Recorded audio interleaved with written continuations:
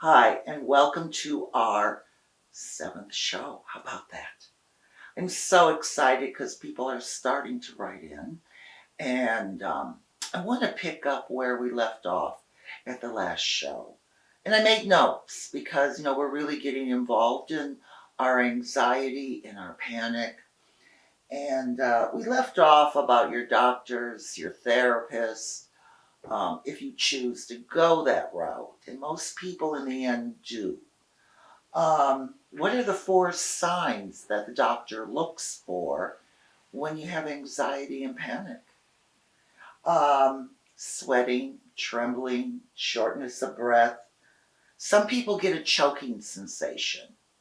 I never had that. I never had that feeling.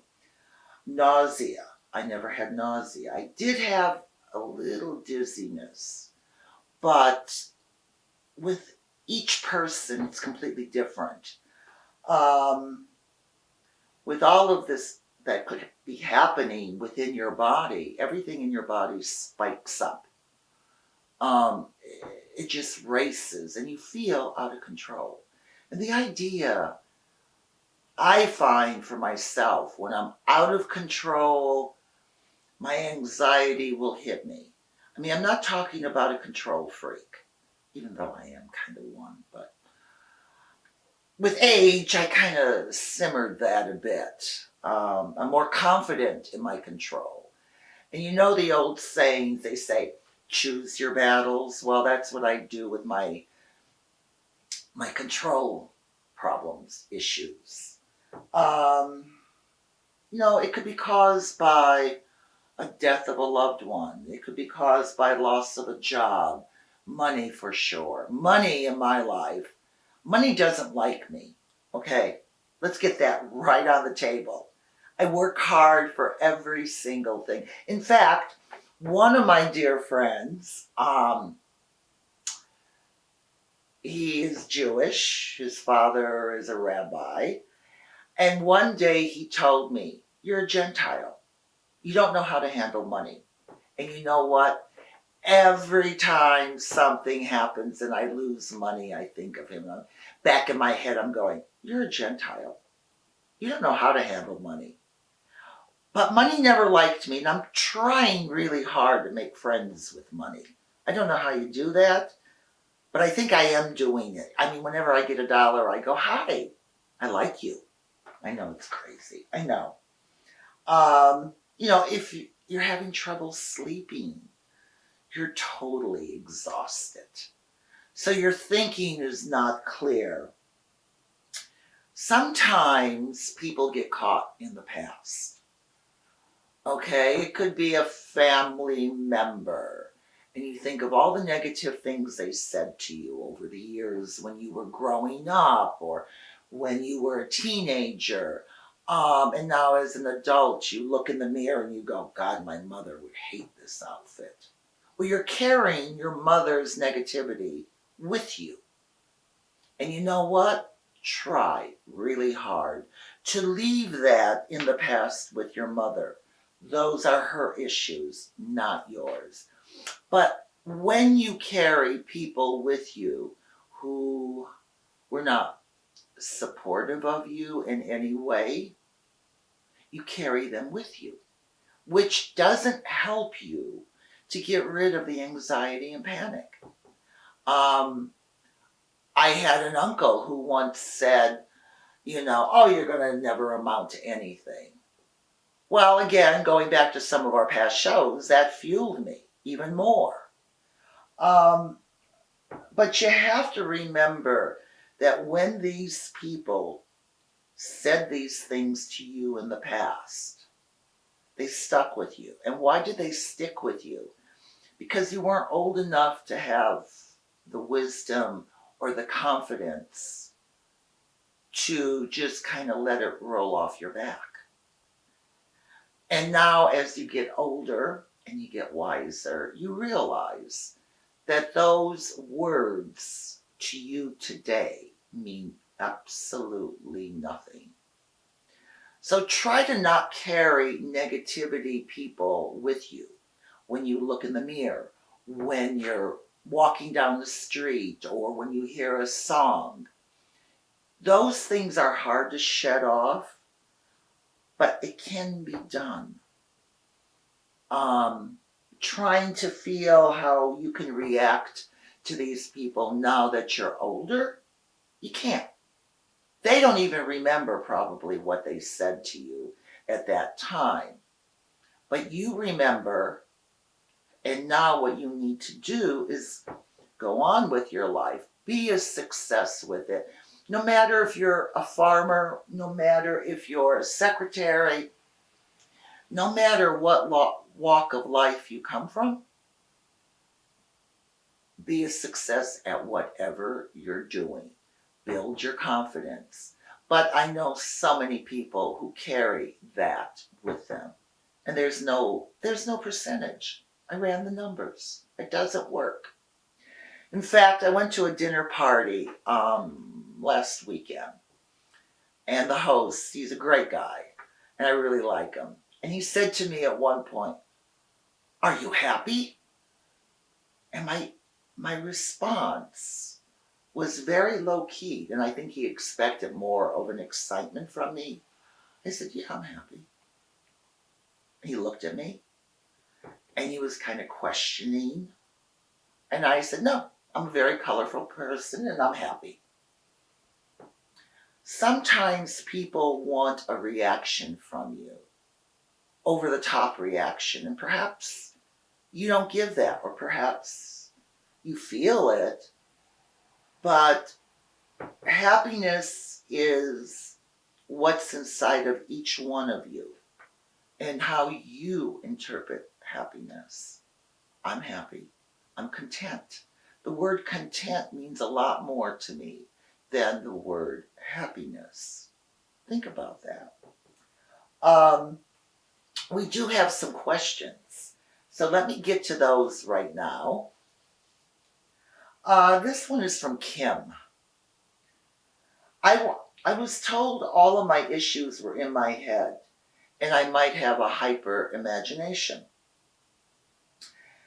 After reading a lot, and Kim apparently went through books and she was trying to analyze this, she says, I realize I have a panic disorder. I was surprised and shocked because the symptoms that I read fit mine exactly. I know what Kim is saying on this. So I say that, Kim, people can give you a throwaway comment like, oh, it's all in your head, you're imagining it. Yeah, there are a lot of people who have a very creative imagination. You have your hypochondriacs, you have people who can watch a commercial and say, oh my God, I have this. But you know what? When you're feeling this and you know there's something not right, go with it. Definitely go with it. And I'm proud of you, Kim. Normal people do have panic disorders. It's just nowadays everything that you're surrounded with, you're a little more sensitive, you're a little more hyper. But you need to learn the tools to control that. Ed writes in, and I love when I get questions from men. I believe that I suffer from panic too. But it's not my heart or passing out that bothers me. It's everything, and it keeps on changing. Especially if I read a book, or I read something in a book, or I see something on TV.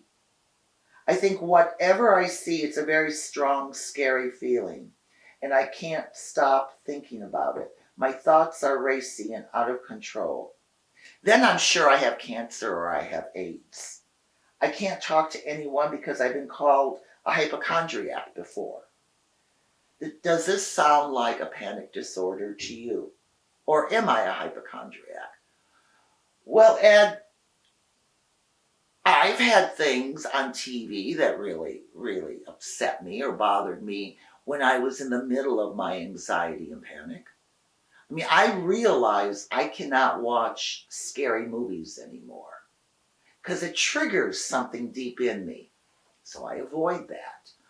I know it's Hollywood, but you know what? It still can trigger something. No, I don't think you're a hypochondriac. I think you're going through the panic disorder and you noticed what has triggered it. So this triggering it in you, you're aware of. There's nothing wrong with that. Go with it. Know that these things upset you right now. Or if you're reading a book and there's a part of the book you don't want to read, maybe force yourself to read that paragraph and then put the book down and think about it. Go to a positive place and ask yourself, why did that paragraph upset you? What was in that paragraph that really upset you? And then go back and say, okay, this is from the writer's point of view. Okay, find curiosity in why that person is writing that paragraph. Does it go with the story? Is it fiction or nonfiction? Be a detective. Just go through it and dissect it. You'll find that you'll have control of this feeling once you do that. And here we go. We're going right back to control again. And this question is coming from Sandy. Okay? She wants to know, once treated with my anxiety, will the symptoms return? Well, we talked about that before. And you never get rid of them. They're always there underneath the surface. Lifestyle changes? Yeah. But some people can't afford to make a lifestyle change. So what you do, perhaps paint your living room a different color, your bedroom a different color. I mean, I cannot tell you, the house I live in here in Maine, I bought it in 2006. And from 2006 to 2020, I have changed the colors of all of my rooms 4 times. I have painted the whole inside of my house out. And I redecorated, and Home Goods was the best place to go to. You know, it's like when people say, oh, buy a good piece of furniture. You'll have it for a lifetime. Do I want it for a lifetime? No. I want a cheap piece of furniture that in a year or 2 years, when I get tired of it, I can give it away. So I can have change. So changing your lifestyle, unless you can move to a different place in the country or you have a job in one area, try changing your lifestyle within your home. Maybe start changing pieces of your wardrobe. I mean, I have worn the color black my whole life. I love the color black. I'm a New Yorker. We all wore black. But I started when I was 3 years old. Color, I love looking at color. I love looking at the rainbow. But I don't want to wear a lot of color. I try to go with subtle colors. But there's a comfort for me in the colors that I wear. So you may find that too. So with this show, I'm going to stop here, let you ponder all of this. And we're going to pick up on the 8th show and go into a few more things. And like I mentioned to you before, I always like making these shows about 12 minutes because I want you to walk away. I want you to be able to think about what we spoke about. So until our 8th show, I'll see you then. Mwah, love you. And we'll get back into this.